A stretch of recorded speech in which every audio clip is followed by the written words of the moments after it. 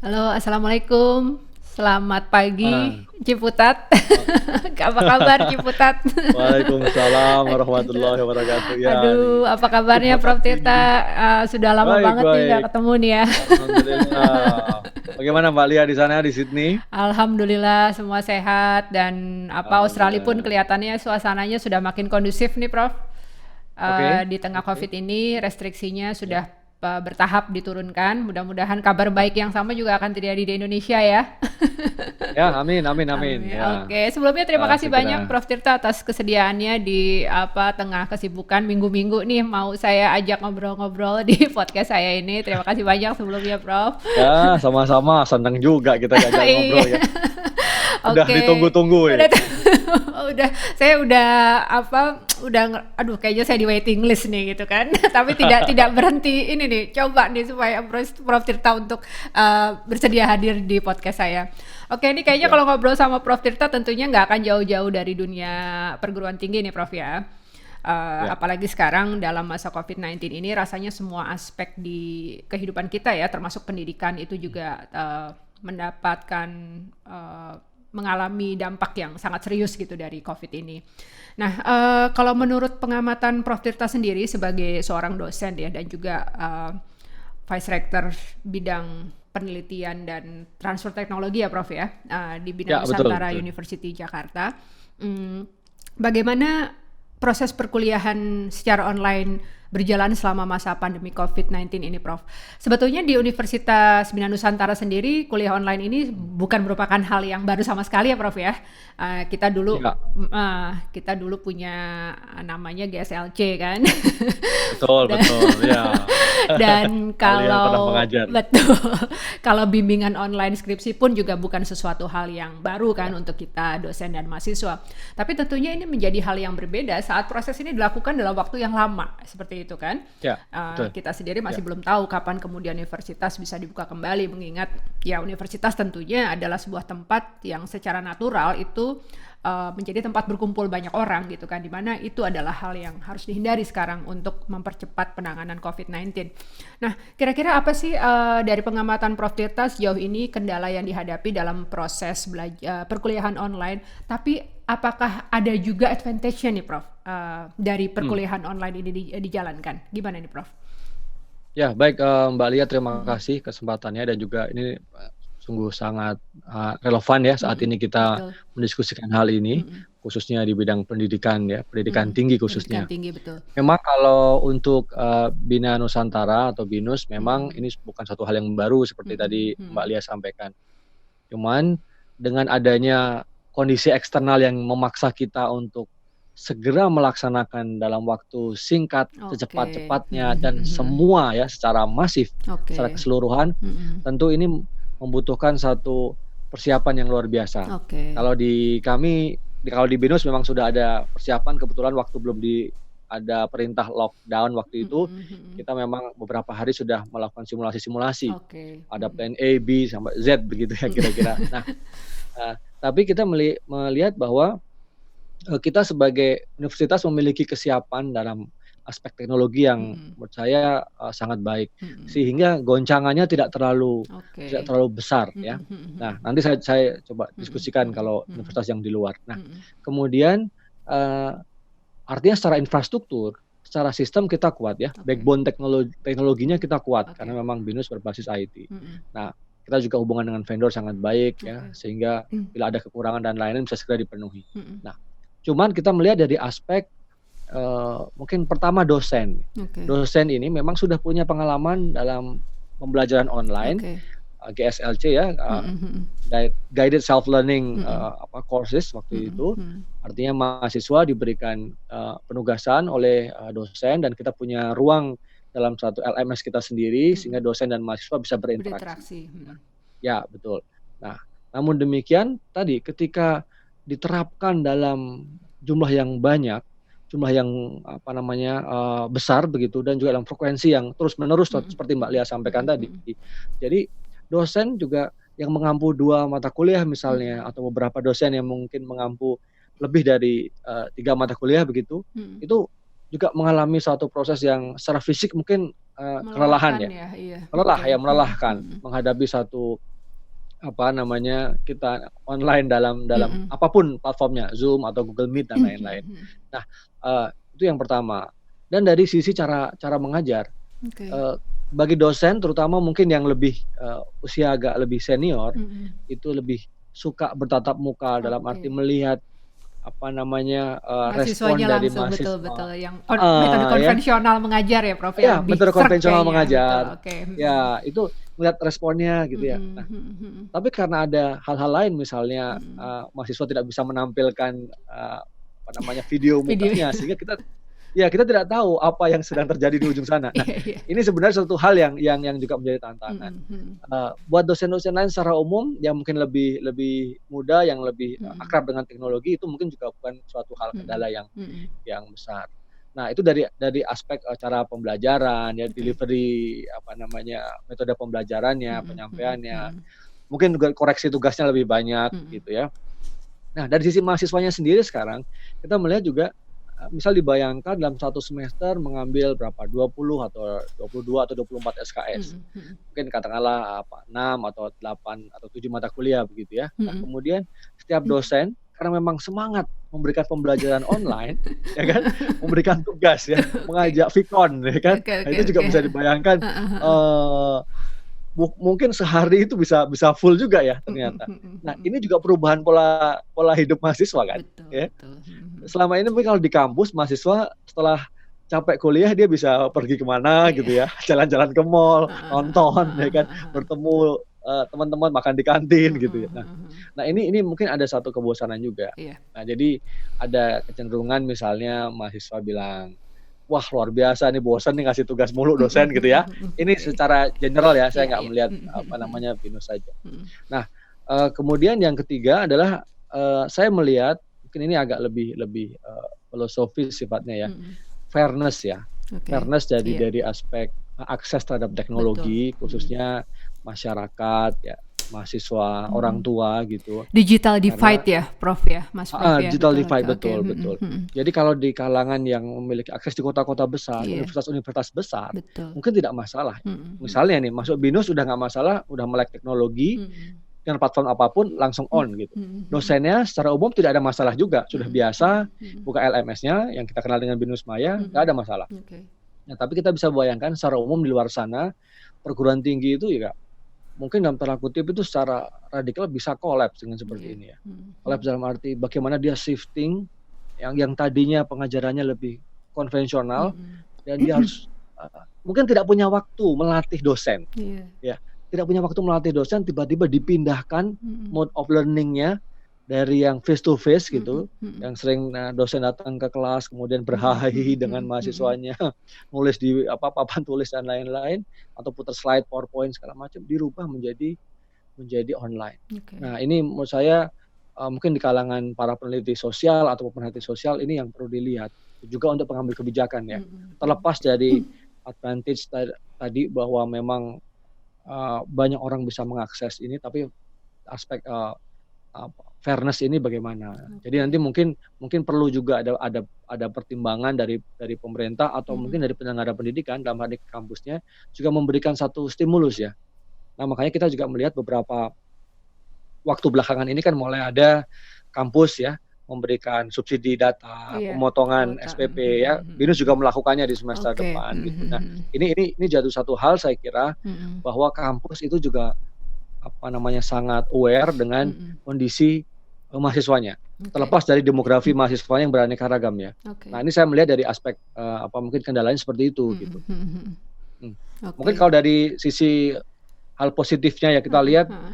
mungkin ini menjadi loncatan yang luar biasa, Mhm. artinya dengan kondisi memaksa, bukan berarti kita happy harus ada kekuatan memaksa secara eksternal, tapi ini kan kita ambil berkahnya dari ujian ini adalah anak-anak dari mungkin TK ya, atau apa namanya, eee eee, apa nama, pre-TK itu ya, Iya, ini itu playgroup. yang playgroup ya, Playgroup sampai anak universitas, sampai doktoral, betul mahasiswa doktoral. betul.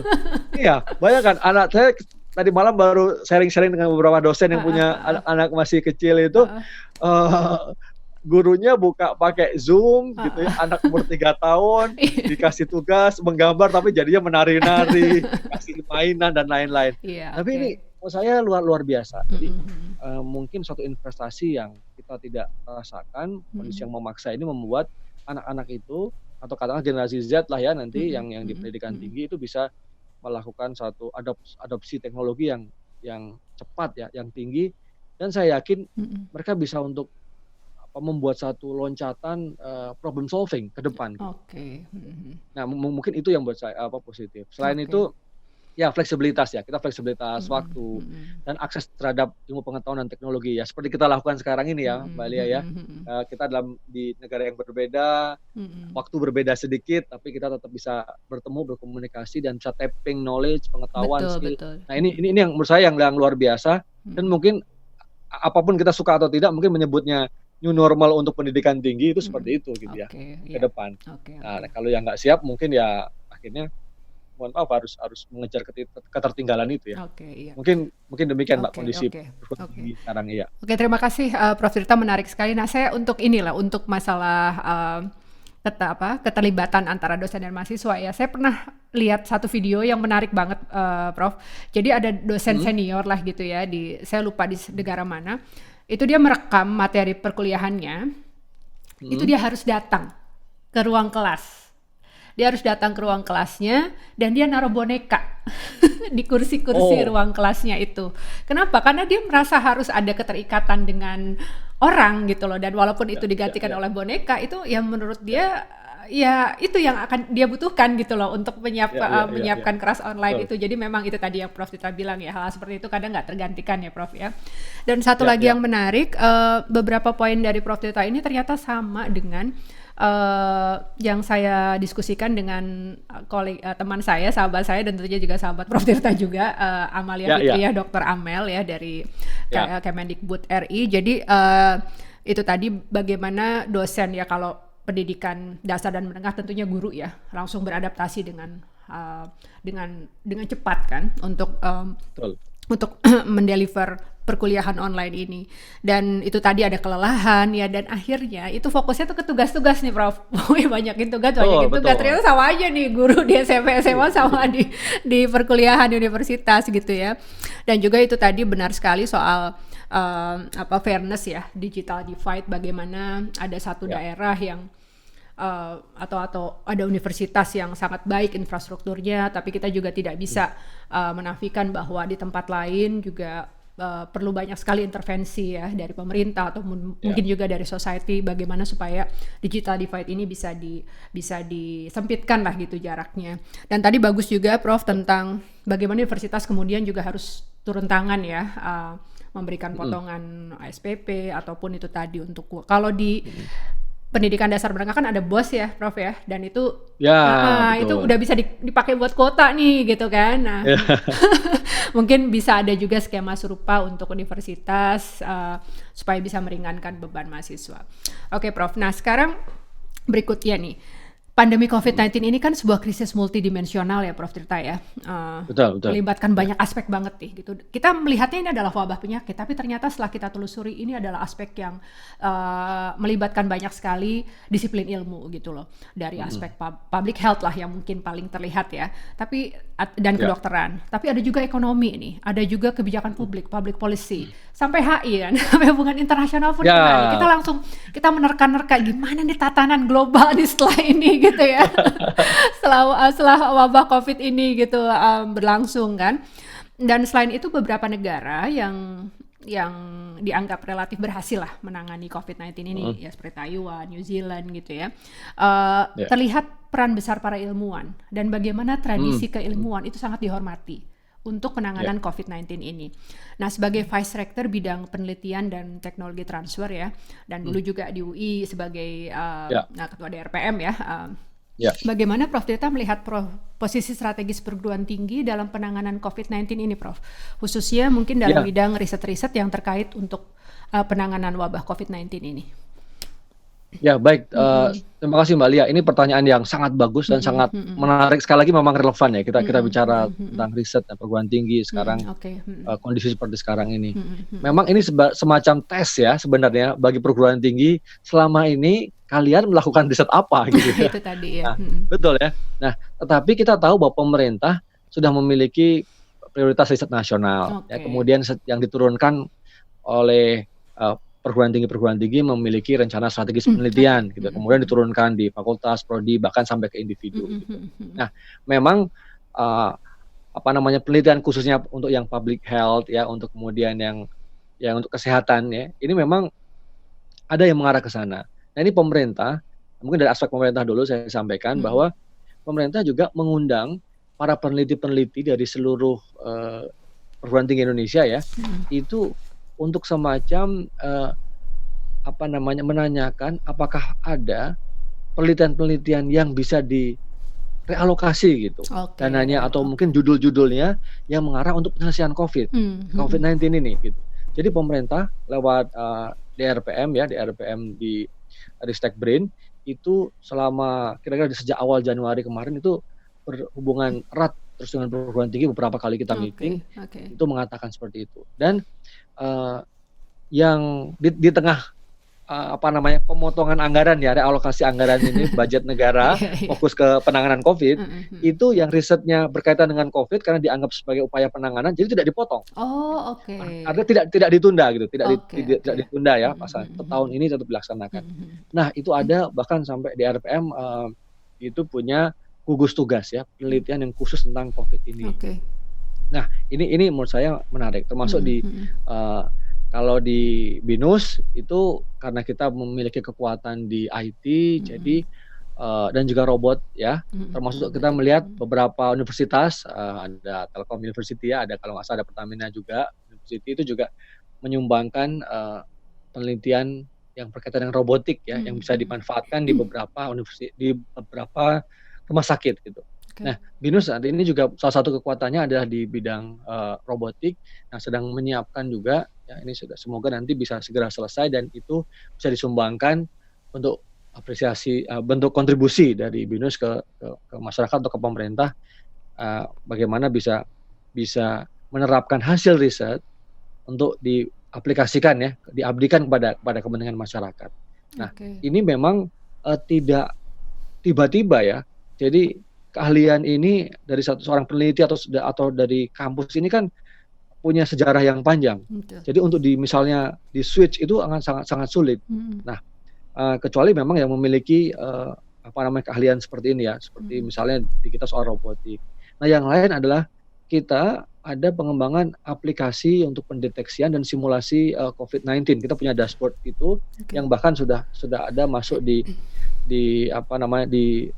website Sinta, ya. Jadi kalau Mmm. nanti buka di website Sinta itu Oke. ada kontribusi dari Prof. Widodo itu, Oke. dashboard yang dibuat oleh BINUS bagaimana melihat penyelesaian dari wabah ini. Nah, ini adalah contoh-contoh, ya. Contoh-contoh memang utamanya adalah dari IT, ya, dari robotik, ya. Nah, eee, di BINUS memang ada food technology walaupun tidak berkaitan langsung dengan Covid, ya. Nah, Mhm. kemarin juga didorong untuk bisa bisa berkontribusi ke sana. Mhm. Nah, ini memang sepertinya yang di science, ya, kalau kita bilang hard science sama sama Iya, mungkin yang betul. social science gitu, Mhm mhm. itu kontribusinya jelas. Mhm. Eee, tapi saya juga melihat justru penelitian-penelitian yang sifatnya Sosial ya. dari latar belakang sosial, seperti misalnya komunikasi, Betul. komunikasi publik, ya. Mhm. Kemudian tadi Mbak Lia sampaikan juga kebijakan publik atau Mhm. bahkan HI. Ini mungkin juga menurut saya juga sangat relevan dan saya melihat banyak sekali narasumber dari peneliti atau dosen yang menyampaikan pandangannya, baik itu dalam bentuk webinar, ya, bahkan bikin policy brief, menuliskan dalam yang bentuknya populer dalam Oke. beberapa Mhm media mhm begitu, ya. mhm. Nah, ini bentuk kontribusi yang menurut saya sangat positif untuk teman-teman peneliti di kalangan sosial. Nah, Oke. eee, saya lihat memang itu. Nah, cuman memang secara umum mungkin ya untuk kampus-kampus yang besar dan fokus di kesehatan, nah ini yang memang perlu didorong apakah bisa seperti memang melahirkan penelitian tentang vaksinnya gitu, ya. Betul. Nah, itu mungkin yang di kita membutuhkan infrastruktur yang sangat besar dan biaya sangat mahal. Mhm. Dan itu yang kalau kita memang mungkin belum mampu, ya, secara umum di Indonesia yang memiliki lab, ya, seperti mungkin di negara-negara maju kita belum ada. Mhm. Nah, ini saya sih melihat pemerintah harusnya kemudian tetap mengalokasikan dana untuk penelitian-penelitian yang mungkin tidak seksi untuk sekarang gitu ya. Dan tapi ternyata untuk urusan pandemi ini kan penting. Walaupun Iya. dulu sebenarnya kita punya punya sejarah panjang ya, ada apa SARS ya, flu burung dan lain-lain Mhm gitu ya. mhm. Nah itu kan sebenarnya juga juga perlu kita dorong. Walaupun akhirnya ujung-ujungnya karena ada beberapa hal bersinggungan dengan politik gitu ya, akhirnya malah justru arahnya berbeda gitu. Mhm Akhirnya membuat orang jadi agak takut mau main di sana gitu, karena mhm memang sudah begitu, apa ya, kentalnya tidak hanya soal ilmu pengetahuan ya, tidak hanya soal sains gitu. mhm. Nah mungkin, artinya saya, ingin menyimpulkan di bagian ini adalah peran ilmuwan itu sangat penting. Oke. Di bidang apapun, bisa berkontribusi yang Mhm. selama ini mereka menekuni bidang ilmu itu mungkin bisa di-adjust dengan konteks penyelesaian COVID-19. Oke. Nah, di bidang apapun gitu ya. Banyak Mhm. hal karena kalau kebijakan publik juga juga kita lihat bagaimana misalnya pemerintah memilih akhirnya kebijakan PSBB ini ya, kenapa Iya. tidak mungkin full dan lain-lain. Mhm mhm mhm. Tapi di sisi lain mungkin dari seorang ahli humaniora atau antropolog atau sosiolog bisa melihat kenapa susah banget Iya, masyarakat kita untuk diam untuk di dia rumah ya. betul betul. Nah, Mhm mhm. secara ekonomi mungkin orang yang lihat gimana ya, apa sektor informal Indonesia ini terlalu besar sehingga kalau orang nggak keluar, nggak jualan bakso, Nggak nggak bisa jualan di makan pinggir ya. jalan, Mhm. nggak bisa makan. Ini kan real ya. Nah, Mhm mhm. artinya, eee, momentum yang baik untuk Betul. mungkin apa ya, memikirkan kembali gitu, Mhm. baik itu mungkin mungkin sistem ekonomi, kebijakan publik, birokrasi ya, Mhm mhm. termasuk kalau besar-besar kita bicara mungkin HI antar negara, antar, Mhm mhm. apa namanya, aktor aktor, global gitu. Oke. Mungkin gitu ya, Mbak Oke Lia. oke oke, menarik Prof Tirta. Tadi juga, poinnya, sangat penting itu tentang realokasi ya, realokasi untuk Betul penelitian-penelitian ya Prof ya. Jadi pemerintah juga sebetulnya berusaha untuk adjust kan bagaimana dalam betul. situasi yang tiba-tiba seperti ini kan, penelitian-penelitian tetap berjalan dan Ya difokuskan ke yang memang saat ini sedang sangat dibutuhkan. Tapi juga tadi ya, Prof Tirta membuat poin yang sangat penting bahwa ya apa, ya pastinya memang bidang ilmu seperti kesehatan dan kedokteran lah terlihat paling penting mhm, sekarang, ya paling ya urgent gitu. Tapi tentunya kita tidak bisa melupakan aspek lain seperti tadi itu kan, dari aspek sosiologi, antropologi, psikologi gitu ya, dan betul betul politik, untuk bisa betul. menghadapi, pandemi ini secara komprehensif ya Prof ya, seperti itu. Mhm, Nah berikutnya ini nih, jadi eee, kita bergerak ke arah yang lebih baik sih kalau menurut saya pribadi ya dalam penanganan COVID oke. ini gitu kan. Sudah ada Mhm, PSBB, tuntunannya juga sudah lebih jelas gitu kan. Tapi beberapa pihak gitu masih berpendapat bahwa tradisi keilmuan kita masih kurang gitu loh, untuk masih perlu ditingkatkan untuk pengambilan mhm, kebijakan dan juga bagaimana masyarakat, eee, berpikir gitu kan tentang apa yang harus dilakukan dalam COVID-19 ini juga perlu di-guide gitu kan dengan keilmuan, dan di mana peran ilmuwan sendiri menurut Prof Tirta tadi itu sangat penting gitu kan. Ilmuwan semuanya lah ya dari berbagai bidang ya, baik itu ilmu ya betul, sains maupun, sosial dan politik gitu loh. ya. Nah, masih dikaitkan tadi dengan aktivitas penelitian yang menjadi salah satu tulang punggung perguruan tinggi kan Mhm, Prof ya. Nah, menurut Prof Tita sendiri secara umum nih ya, tadi kan kita bicaranya tentang COVID. Secara umum apakah tantangan utama penelitian di Indonesia saat ini sih Prof? Dan bagaimana nih peran aktor non negara dan komunitas dalam penelitian di Indonesia?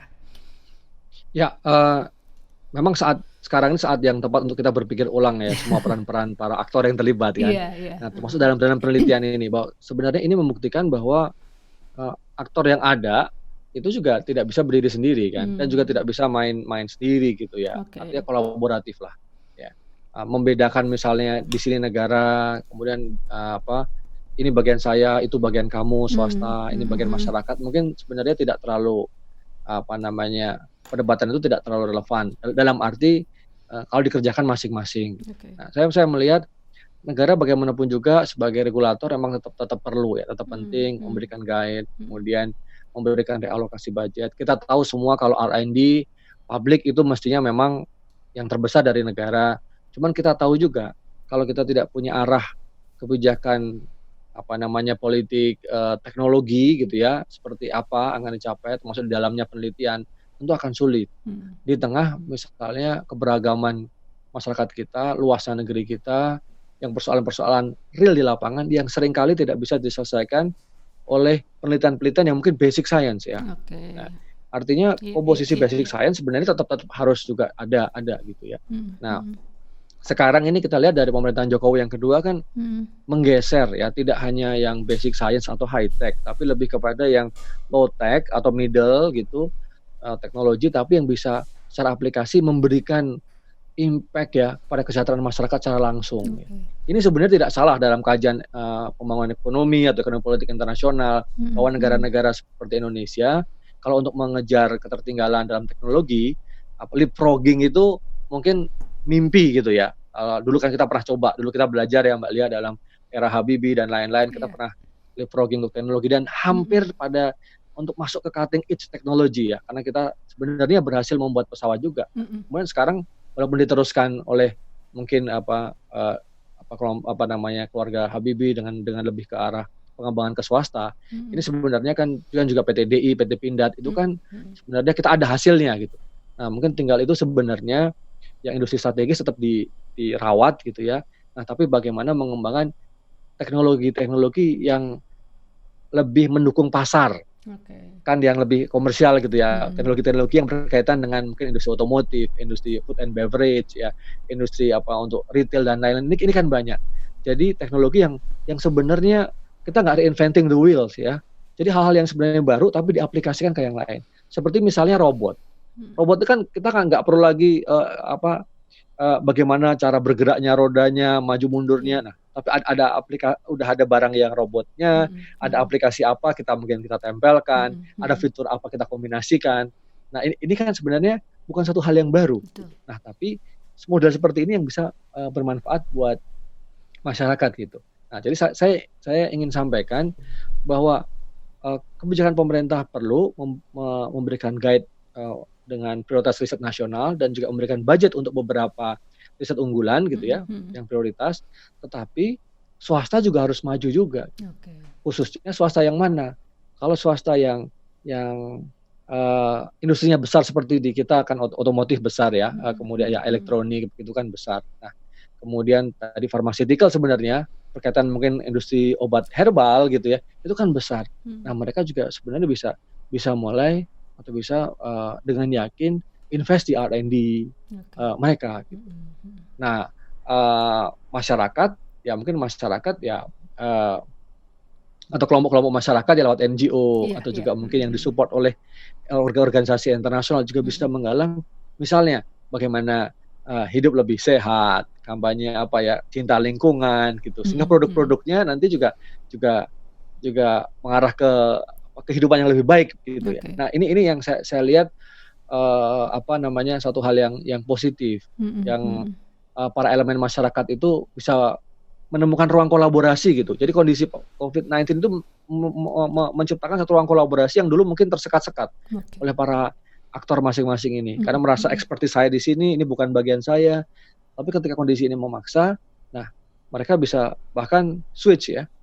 Industri yang tadinya mungkin bikin, apa namanya, garment, bikin baju apa gitu ya. Jadi Nah bikin kemudian masker ya sekarang? sekarang bikin masker Iya gitu iya, ya. oke, Nah, heeh. ini kan perlu suatu hal yang Betul. yang Mhm. apa, kita keberanian untuk apa, berubah ini kan luar biasa dan Mhm. keberanian untuk apa, masukin ke zona yang baru ya, di Mhm. luar zona nyaman ini Mhm kan penting mhm. sekali. Mhm mhm. Dan ternyata itu juga yang kemudian menyelamatkan ya. Kita belum bicara mungkin misalnya UMKM dan lain-lain yang apa, batik ya, masker batik dan lain-lain, Mhm. mungkin sepele tapi yang membuat agar mereka minimal cash flow mingguan atau harian itu Tetap berjalan gitu. berjalan, Nah betul. ini kan yang apa, bisa didorong ya, bisa Mhm mhm. didorong bagaimana dalam dalam penelitian itu peran-peran aktor, negara, non negara termasuk masyarakat Mhm. dan, perusahaan apa, multinasional maupun perusahaan Mhm. nasional, itu juga bisa masuk. Nah saatnya ini sekarang, kita harus sadar bahwa riset itu penting gitu, Betul. dan kalau sedang kejadian, semua orang mestinya kembali ke riset. Mhm. Tetapi, karena mungkin riset kita belum terlalu, apa, kuat ya, sehingga orang kembali ke hal-hal lain ya, klinik-klinik Ya gitu. itu tadi. Ke Ya, teori jadi konspirasi kita nih Mas Prof nih, teori lagi konspirasi ya, hangat sekali nih, capek kita. heeh. Iya, oke, tadi poin penting tuh, Prof cerita ya tentang kolaborasi itu tadi ya. Karena kan kadang Ya, memang ada kecenderungan misalnya kita menyalahkan, wah dananya kecil nih penelitian gitu kan dari pemerintah dan ya, lain-lain. Tapi sebetulnya melihat nilai strategis yang luar biasa dari riset ini, ya. apabila kita Sama itu, konteks, Mbak. heeh, Mungkin saya izin mhm nambahkan sedikit. mhm Jadi mhm, kita kadang ini peneliti karena heeh, tadi mungkin saya pinjam kata seksi tadi kan heeh, ya berkaitan dengan relevansi sekarang, iya iya, dibahas apa enggak mhm gitu. mhm, Kan perlu juga seorang peneliti yang ngulik gitu, ngulik di mhm, bidangnya yang saat ini mungkin orang nggak ngelihat gitu. heeh, Ya kan? Tapi ketika terjadi sesuatu berkaitan dengan itu, nah dicari ahlinya gitu ya. heeh heeh Misal heeh, ahli virus gitu kan. iya iya, Orang kalau kalau cuma neliti virus di lab, waduh, sunyi, sepi, heeh nggak ada heeh hingar-bingar, heeh, nggak ada orang yang wawancara, di publik nggak ada yang kenal. heeh Tapi heeh, begitu sekarang misalnya ada seperti ini kan, dicari siapa iya ahli betul, oke, epidemiologi, kita siapa gitu. iya Mungkin iya, orangnya heeh, kan itu-itu saja. heeh heeh Nah, heeh, mungkin yang saya ingin sampaikan, para peneliti Indonesia atau para dosen, mhm, kalau memang punya apa ya, rasa keingintahuan ya, rasa meneliti sesuatu yang memang menjadi passion dia, kerjain aja gitu. mhm mhm. Terlepas terlepas nanti, apa memang itu, ujungnya akan digunakan atau bermanfaat apa enggak, pasti akan bermanfaat gitu. Betul, oke, iya. Jadi itu tadi kuncinya kolaborasi di semua stakeholder ya, dan Ya, betul betul tetap betul. menekuni passion kita masing-masing gitu ya.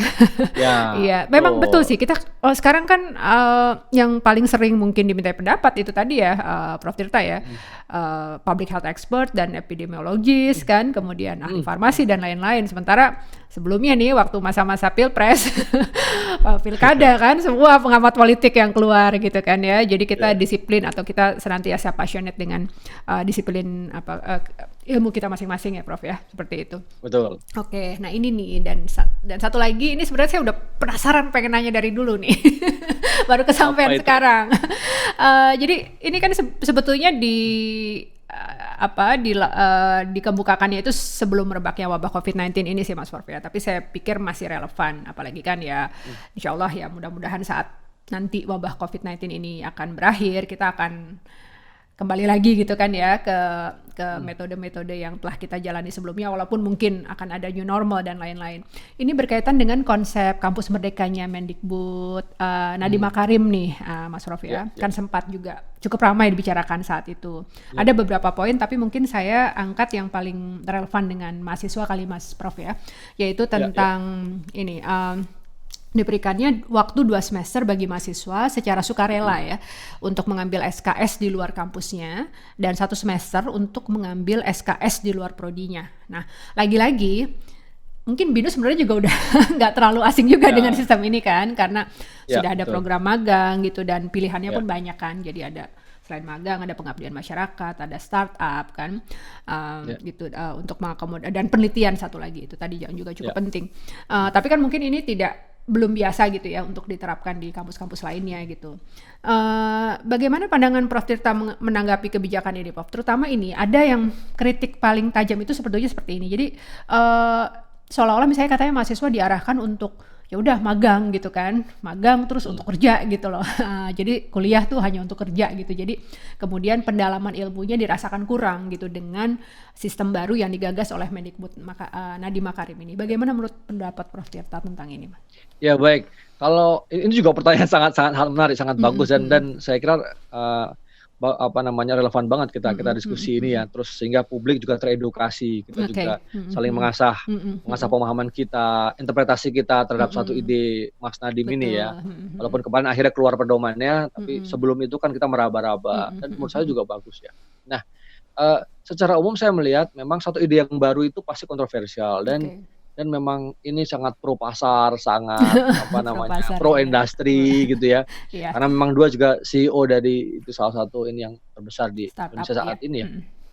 Itu tapi itu tidak menurut saya sah-sah saja. Karena, kalau saya mau ekstrim melihat mungkin sekian puluh tahun, ada persoalan pendidikan yang tidak terselesaikan gitu. Selalu Oke. perdebatan terus, sama aja kan. Misalnya gini, kalau katakanlah secara filosofis ya, bagaimana mendidik, mahasiswa atau siswa menjadi insan cita yang kemudian berakhlak baik, Mhm berattitude mhm baik ya, mhm. secara apa namanya, kejiwaan matang begitu. Tapi juga di sisi lain dia memiliki, pemahaman, pengetahuan terhadap satu disiplin ilmu, ya kemudian dia bahkan, memiliki skills yang cukup untuk akhirnya bisa bekerja. atau menjadi seseorang yang bisa menghidupi diri sendiri gitu setelah selesai S1. Nah, Oke. perdebatan dua kutub ini kan selalu ada sebenarnya. Mhm. Dan ketika Mas Nadiem masuk dengan ide ini, menurut saya satu breakthrough yang sebenarnya dia juga nggak menemukan hal yang baru. Karena kita tahu ya dulu puluhan tahun yang lalu, saya ingat betul Prof. Wardiman ya, Mendikbud yang dulu itu Mendagri juga Negoro ya? ya heeh, mengampanyekan link and match yang Oh, beliau oke. ambil dari Jerman kalau nggak salah ya. Iya iya. Kan prinsipnya ini sama. Nah, cuman konteksnya waktu itu mungkin belum banyak orang yang gini, momentumnya saya melihat, Oke. momentumnya mungkin belum sepas sekarang. Jadi momentumnya pas sekarang plus, ditambah ini ya COVID-19 ini yang kemudian membuat orang jadi ngeliat, "Oh iya, betul juga," gitu ya. Nah, jadi secara konseptual saya mendukung ide ini. Memang, sedikit radikal ya. Yang membuat orang tidak nyaman gitu, membuat misalnya pengelola pendidikan tinggi juga tidak nyaman. Kita tidak bisa membayangkan hanya melihat seperti kampus besar seperti yang perguruan tinggi negeri, ya PTBH, MN ya, atau juga beberapa universitas swasta besar. Tapi kita ini kan yang swasta itu 4.000 Mbak Lia kan. Oke. Universitas di Indonesia itu kan 4.000 ya yang Mhm. swasta. Nah, Oke. bagaimana dengan yang di, remote area? Jadi persoalan tadi kalau ada digital divide ya, ini kan ada inequality Iya dari sisi pendidikan iya. ini kan ya akses juga, eee, SDM, dosen dan lain-lain ini kan masih problematik sebenarnya untuk di luar sana ya, Oke. katakanlah di luar Jawa gitu misalnya ya. Nah ini kan PR pertama yang harus diselesaikan. Tapi, Mas Nadiem mungkin melihat ini mungkin cara juga untuk, mengakselerasi karena cara-cara lama itu tidak bekerja dengan baik. Mmm.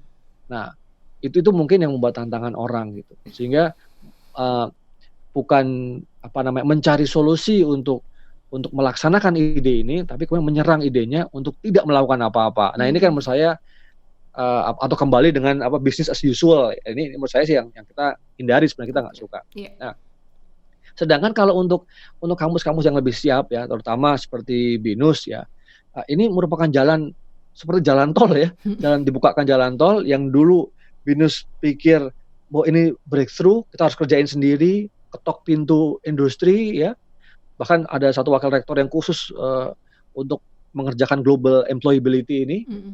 Nah, ini menunjukkan suatu komitmen, di BINUS gitu. Waktu itu orang juga industri bahkan juga mungkin, "Ngapain sih nih kampus datang-datang gitu, ke sini ngetokin, kita," gitu.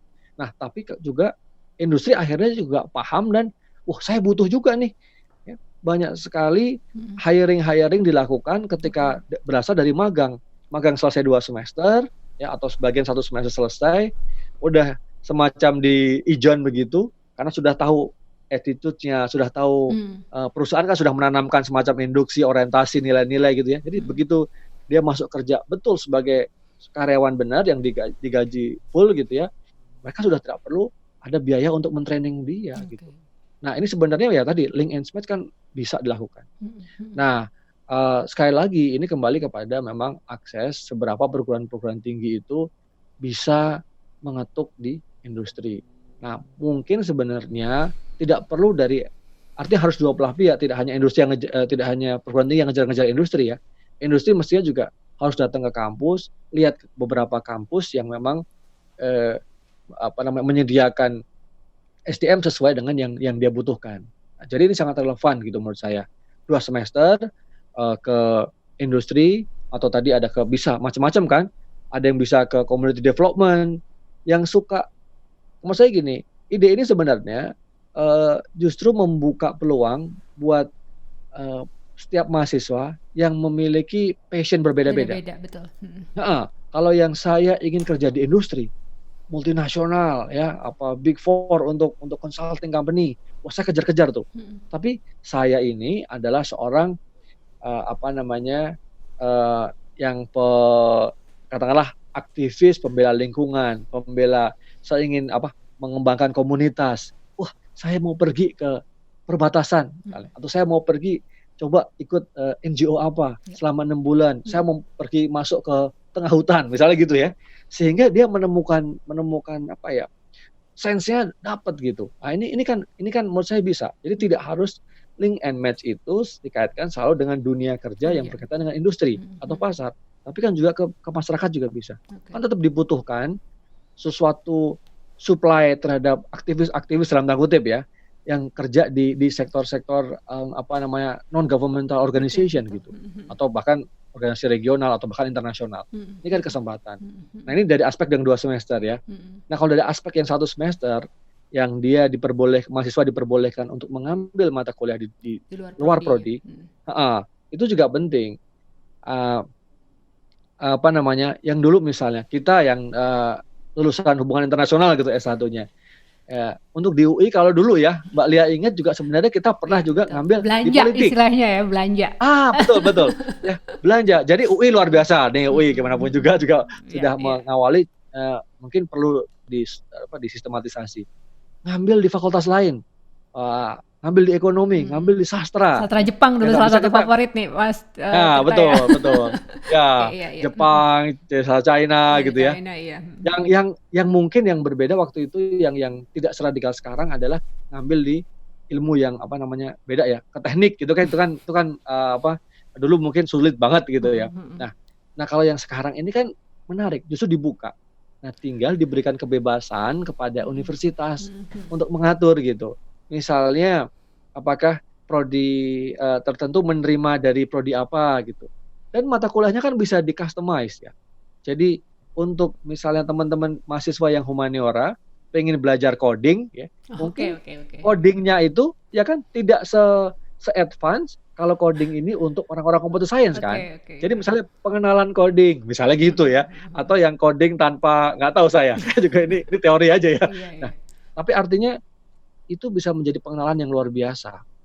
Begitu juga sebaliknya, teman-teman computer science ya, yang ingin lihat psikologi, ya, ingin lihat mungkin politik, HI, ya. Kan ada sentiment analysis kemarin misalnya yang pakai media ya, pakai Twitter, pakai apa tuh, Iya. Facebook dan lain-lain. Ini kan kalau teman-teman computer science yang paham coding bisa memasuk ke ranah sosial dan bisa mengerti persoalan-persoalan sosial, kemudian bisa bikin, menggunakan machine learning, ya artificial intelligence, ya big data dan lain-lain, tentu akan terjadi satu penelitian yang luar biasa gitu. Nah, saya melihat ke sana gitu, ya. Mungkin satu hal lagi positifnya dari program ini adalah, eee, sebenarnya juga menjawab dari aspek kematangan, apa namanya, si mahasiswa ya. Kalau kita internship, itu kan gimana pun juga kita di luar zona nyaman, di luar kampus kita. Oke. Misalnya Univnya apa namanya, eee, company-nya itu ingin harus setiap yang masuk, apakah itu intern atau apakah itu karyawan, perlakuannya sama, harus menggunakan uniform tertentu atau menggunakan standar tertentu. Nah, dia kan harus comply ya, Oke. harus bertindak seperti apa, attitude-nya seperti apa, soft skill-nya seperti apa, berkomunikasi dengan orang. Nah, saya kira ini luar biasa. Ini sebenarnya menjawab dari, pertanyaan atau kritikan teman-teman yang selalu mengatakan bahwa ini kan hanya pro industri, hanya link and match, tapi kemudian secara mental mahasiswanya itu nggak tumbuh gitu secara dewasa.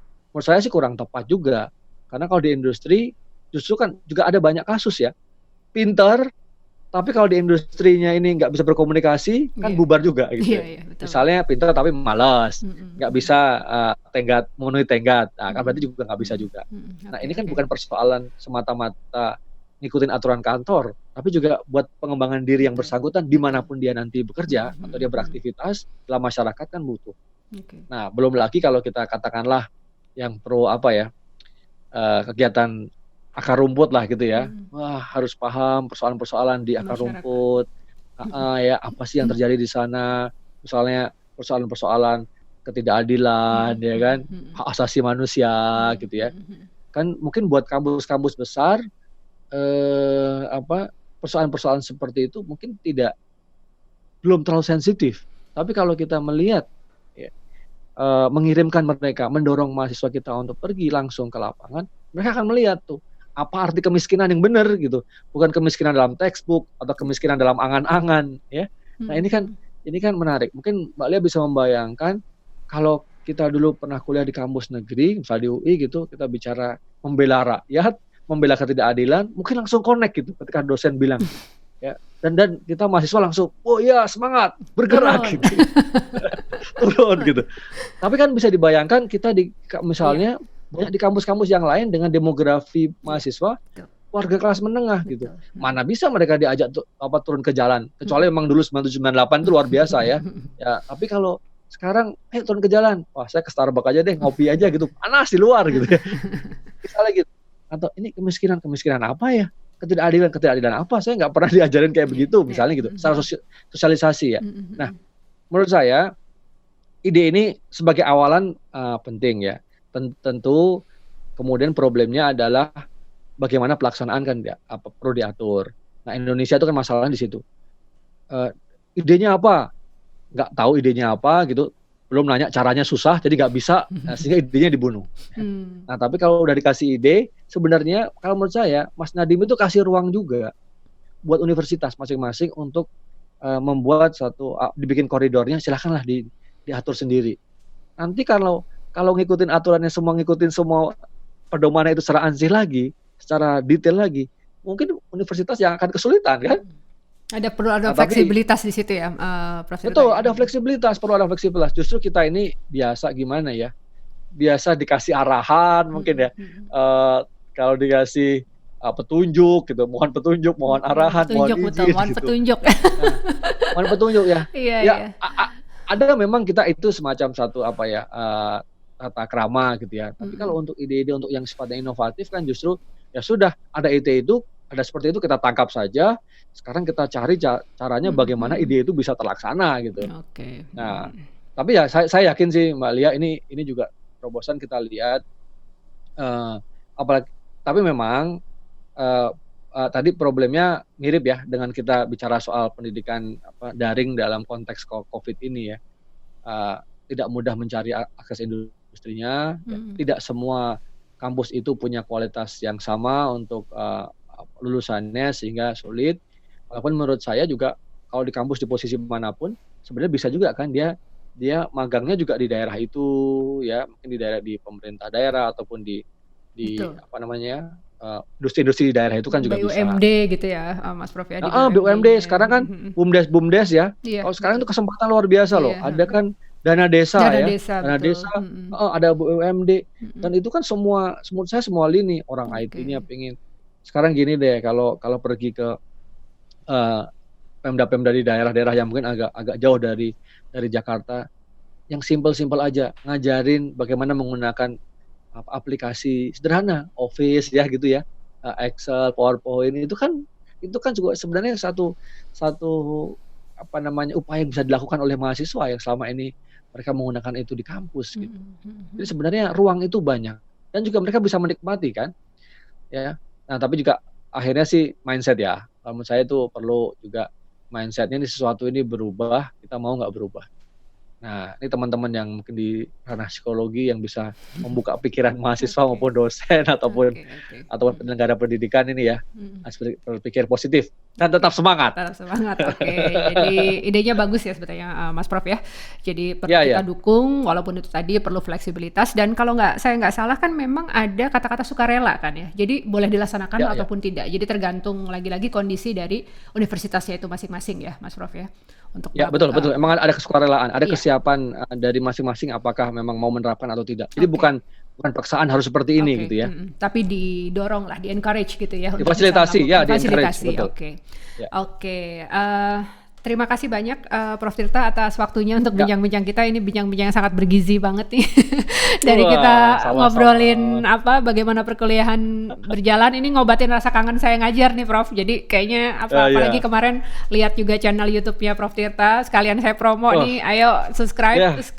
Kontennya keren-keren banget. Saya ngelihat ujian skripsi online, aduh jadi inget kemarin kan sidang skripsi bersama mahasiswa gitu kan.